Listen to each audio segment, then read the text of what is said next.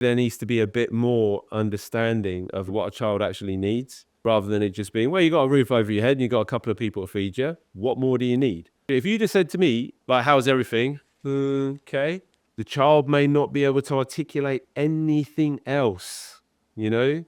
We have to consider that. And I think maybe that's not considered enough. Hi, I'm Ali Wilson, and this is what I've learned about the care system. You know, I think questions like this are kind of funny, right? Because you have a perspective of what do you think your childhood is like when you're a child? And then you can think back as an adult, because now you actually get to see what other childhoods are like. When you're a child, like, you haven't really got anything else to compare it to, have you? So you just kind of think everything's normal, I guess. Upon reflection now, like, my childhood probably wouldn't be what you would call the best. I grew up in a single parent house with no contact whatsoever, like with my dad. Don't even know what he looks like, to be honest. Know his name, but I don't know what he looks like. Again, it's that whole thing, like, when you're a child, you think stuff is normal. And it's only upon reflection, like, you know, much later, that you realize things aren't what they should have been. I guess we grew up like in a normal house, you know, there was like pets and stuff like that. So there was aspects of like normality. There was stuff that also wasn't, you know, like normal. My mum basically suffered from a lot of mental illness, like, when I was a kid, but you don't recognize it as a child. You know, there was like things like, I guess you could say, distorted reality, and, you know, you sometimes have to bear the brunt of that as a child, which is, you know, some of the stuff that happened to me through like certain aspects of like emotional abuse and physical abuse and stuff like that.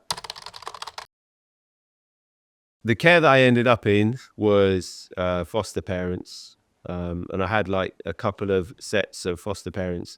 Do you know what? To this day, I still don't actually know what was the trigger that put me in care. I just know that one day, I think I was about 11 years old, like, I come out of school, like secondary school, you know, first year, and there's just some random guy there, like, to pick me up. And I remember all he said was, "Oh, your mum's poorly, so I'm here to pick you up and take you to some people that will look after you." You know, I didn't know what was going on. Didn't have a clue. Like, literally, like, what? My mum's poorly. I remember the first thing that I thought, yeah, was that I'm 11 years old going to school, so of course, yeah, you use Lynx deodorant, right? Standard.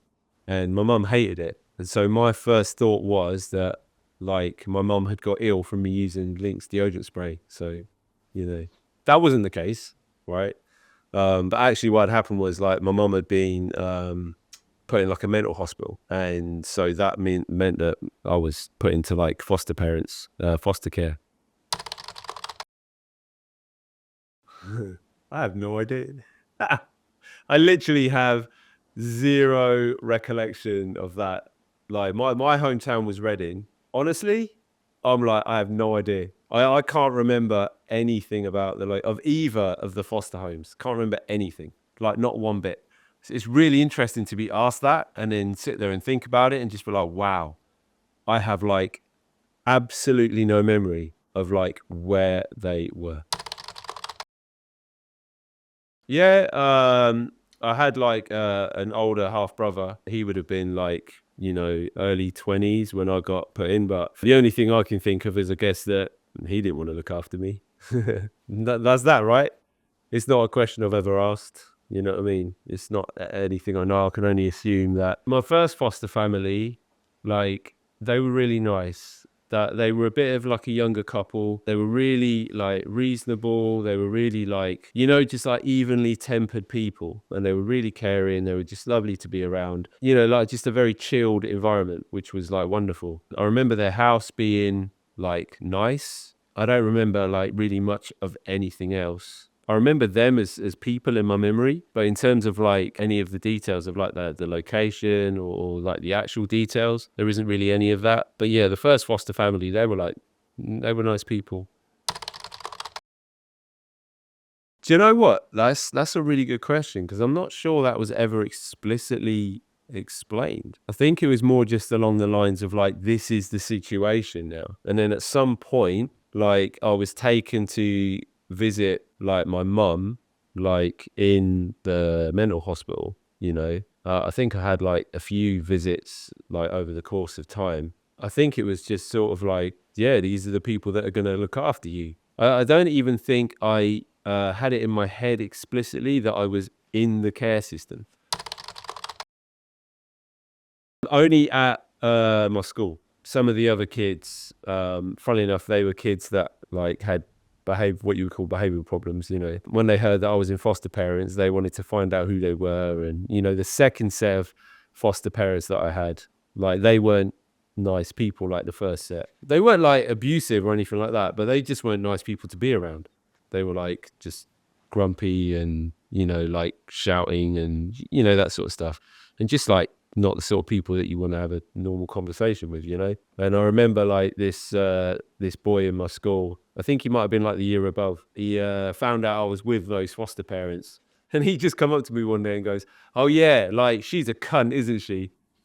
And I was like, "Yeah, she is actually." And it was actually nice to hear someone like just be like, "Yeah, I've been through them as well." You know what I mean? In terms of only at that school did I encounter that sort of stuff. Like I didn't encounter like anything else. I didn't like see any other kids while I was like in the foster homes. Two. I literally remember one thing about my bedroom. One thing only. I remember nothing else. I don't remember what the bed looked like, the walls, nothing. When I was a kid, like I was really into these books called fighting fantasy books, and they're like adventure game books. Yeah. For anyone watching this doesn't understand, a game book is basically where you would read a paragraph and it would give you a couple of options and say like, if you want to do this, like go to this paragraph, or if you want to do this, go this paragraph. And I absolutely loved these as a kid, and I had like a whole collection of them. And I remember there was a shelf above my bed, and so I put my fighting fantasy game books on the shelf above my bed, and that was like my pride of place in the room. And I think maybe like that was like my anchor, to like reality. Like because these are the things that I enjoyed reading in my home. These were like my bit of home. I have a clear memory of that shelf and those books. So again, that's that whole thing, the emotional attachment to the memory. I have no idea. That's such a funny question to me because I have absolutely no landmark of time in my brain for that, which I find really interesting. Was that like my brain dealing with it in some way? It's so weird to me because I know it must have been some expanse of time because I know I visited my mum like multiple times over the course of time, but I literally have zero concept of time in my recollection.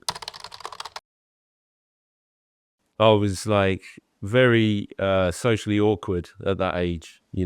I had pretty much no social skills anyway. So I'm not sure like the foster thing like had maybe that much negative effect on my social skills because I didn't have any at the time anyway. I do remember feeling some aspect of negative emotion, like a underlying thing that may be feeling like shame or like still a bit of residual guilt, like, is it my fault and all stuff like that. I do remember having those kind of negative emotions, but not like anything that was particularly expressive, just like an underlying sort of current. I don't think I had yet woken up to what would effectively have been like my mum's illness. So I think the main emotions that I had were just of worry, like, is my mum going to be okay? When am I going to get to see her again? That kind of stuff. Upon reflection now, like, is much more of a very different realization. And that's one of like, oh, wow, there was a lot of bad things going on there, that you shouldn't do to a child. But at the time, like I said, you haven't got anyone else's life to compare to, and you haven't got any other experiences to have. So I totally understand when like children are just like, no, this is the way it is, because that's all the perspective they have. It's interesting to contrast like memories then and realizations now, and just see how opposing they are. So I remember like a degree of excitement like in being able to like see her. Pretty sure I still didn't really fully understand what was happening at the time. When we went in to visit, the visits weren't like particularly long, and it was in like a big hallway. I remember there was like ping pong tables, and there was always like other people present. So the visits themselves, they weren't like particularly long or anything like that, you know.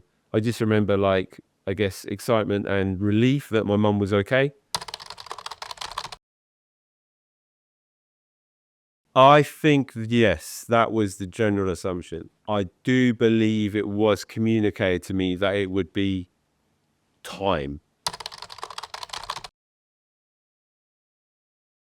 The first set of parents, the nice ones, they seemed like they wanted to be involved. Yeah. You know, like I remember really liking them, and they wanted to be like really interactive, and you know, like they seemed like they actually wanted to like, you know, have like a bit more of a bond. Whereas the second set of foster parents, they were all like really overweight.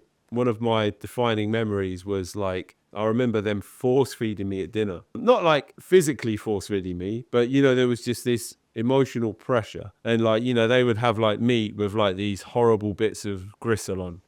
And like, I wasn't allowed to leave any bit of my plate clean. And I remember I would have to sit there and chew this gristle. It was like I was chewing like a pure rubber, and you know, just chewing, and it made me gag, and I felt ill, and like this was such a regular occurrence, and I was just like, what is this? And they would just say, no, it's good for you, you must eat it. And you know, they were quite intimidating until in terms of how they just got you to do anything. And you know, that just felt like, you know, you were like in the way, you know what I mean?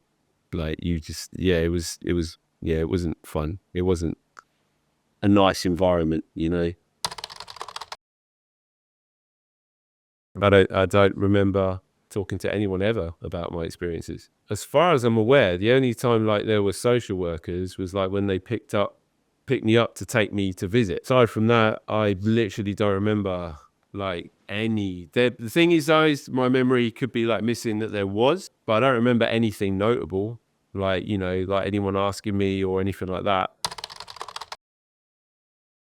I think like a big part of it is like how our emotions like interplay with stuff, and the emotional impact of any particular like scene that we experience, then we attach to that, you know. And so if there's a lot of stuff that I just don't have any emotional connection to at the time, because my emotions are potentially already taken up with like, you know, worry and all that sort of stuff, worry about my mom and that sort of stuff, it's potentially why like my memory kind of didn't attach to anything, you know, because my emotions were already taken up with other things. It probably would have just been homework from school and reading fighting fantasy books, and probably not much else, to be honest. Like as soon as like I moved on from the foster parents, I've never had contact again. So I remember the day they told me that my mum was at home and that I could come out of foster care. I remember I ran home. Like I ran the whole way. I think she'd bought me a bottle of like Cherryade, because like that was my favorite flavor of like fizzy drink when I was a kid. And I just remember like thinking things will go back to normal now, right? And like wanting that, which upon reflection now as an adult, knowing what I know, that's kind of ironic, because the normality of my life at home was not ideal. But like it's kind of funny, like remembering being so eager to, you know, be back. They had her on medication, and it was one of those things where like the medication would make her just react in like strange ways, you know. Like she would just sit in a chair and she would just like rock like on the spot like that, which when you haven't seen your mum act like that ever, you know, to see that is like, you know, something's up. Your mum has come out of like a hospital, you know, you're young, you don't really understand the implications, but you see that. That was really worrying for me as a child. Just thinking, that doesn't seem right.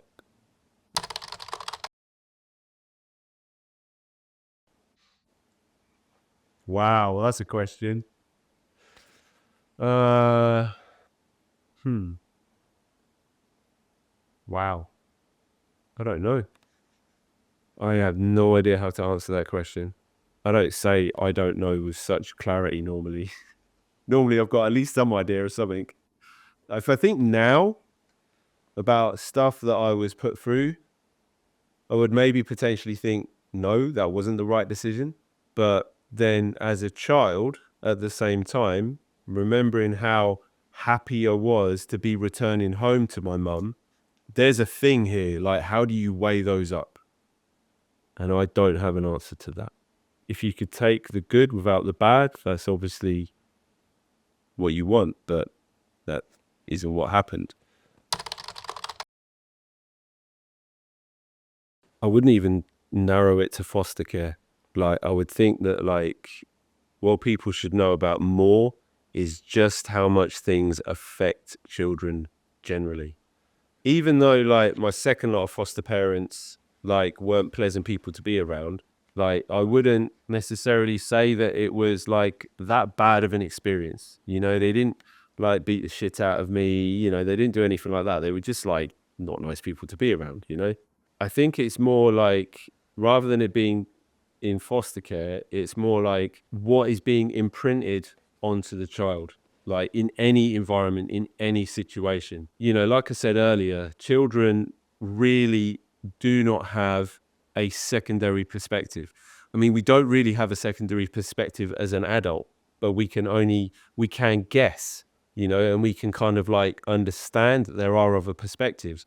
But when you're a child, your perspective is like literally the only thing that exists. I think that if something leads to a child to be put in foster care, potentially what's actually more important is the thing that got the child there rather than the foster care itself. With the nature of like the social care system not being the most resilient to people that might take advantage of it. You could get bad foster parents, you could get good foster parents. I know there are some checks and balances in place, but I also know for a fact that the social care system is quite vulnerable to like you know, corruption and dishonesty and so on and so forth. There's only so much you can think about there, but you know, the actual child, like they are going to have a soul perspective. They're not going to be able to process like multiple things. So I think the thing that led the child into foster care is the thing that really needs to be like looked at. Potentially I should have had maybe like some more support and digging down into like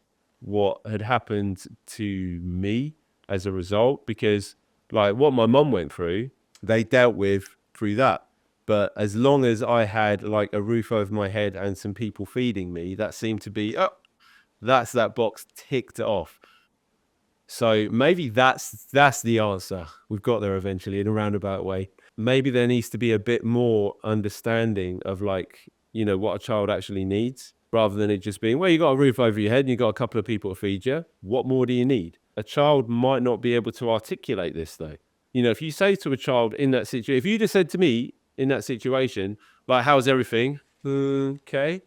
Because how is the child going to know that anything should be any different? Like as a child, like I was desperate to run back to my mum, but I also know upon reflection now, like what happened to me as a child was not healthy for me, you know, was not good for me, was definitely not good, you know? The child may not be able to articulate anything else, you know? We have to consider that, you know, and I think maybe that's not considered enough. My number one role model, yeah, for me as a father.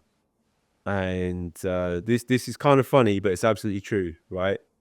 And I was a teenager at the time. I was watching Terminator 2 with Arnie, right? And there's a bit in the film, and I encourage everyone to go and watch that film and this bit of the film. The kid is in bed, and Arnie is like looking out the window, right? And they show like the sun go from nighttime to rise and dawn, like as if he's not moved because he's protecting that child. And there's a voiceover by the child's mum. Something like, in this insane world, only like this killing machine is the one that is good enough to be his dad, because he'll never like beat him, he'll never shout at him, he'll never hurt him, he'll never let him down, he'll never turn up drunk. You know, like he's the only one who's good enough. As a teenager, that just resonated with me. I was like, oh my God, that's the father I'm going to be. That's who I'm going to be, and that was as a teenager, and that's never left me. So then when I do now have a daughter, I always try and remember that. And I think that the thing for me, like, the foster parent stuff, being through the care system and just my general growing up kind of forced me into a position where I went to an absolute extreme for what I was looking for to like feel what I didn't have. But this also goes to another one of my general philosophies in that I can't have that father for myself because it's just a practical impossibility, right? So I can't be like mad at that. So instead, I just have to be what I didn't have in order for someone else to benefit. You know, it's part of my general philosophy of like, if you have a trauma inflicted upon you, you must not pass that trauma on. You must not pass it on. If something is missing from your life, rather than trying to only find it for you, see if you can actually be what's missing for someone else. Because then that way, what negative has happened to you, whether it's something that was bad or whether it's something that was good that was missing, you can actually be that for someone else. And that's how you break the cycle. There's those general sorts of stats that people talk about where they say, like 95% of abusers have been abused themselves. But, you're no longer the victim if you're now perpetrating harm. Even if you feel you're the victim, you're just not. So even if you have been a victim in the past, at some point you have to say, no, this actually does stop with me. The line is drawn here and I will not cross it. And so I think those situations from my childhood and the foster care, and there's probably like, those feelings of like abandonment, even though it wasn't deliberate abandonment. My mum didn't mean to leave me.